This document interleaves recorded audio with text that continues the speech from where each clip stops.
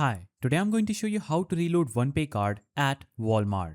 So, if you're using a OnePay card and want to reload it easily, Walmart is one of the fastest and most convenient option. Here's how you can reload your OnePay card step by step. Head over to any nearby Walmart store. You can reload your OnePay card at Money Center or the customer service desk, whichever is available. Make sure to carry your OnePay card and a valid photo ID for verification. Once you are at the counter, simply tell the Walmart associate that you would like to add funds to your OnePay card, and they will ask how much you want to load and may request to swipe your card.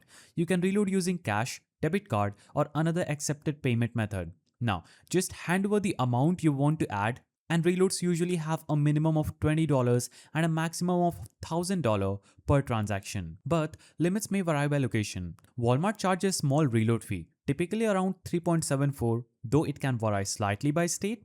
This fee is added on the top of the amount you're loading. After payment, the cashier will confirm the reload and give you a receipt.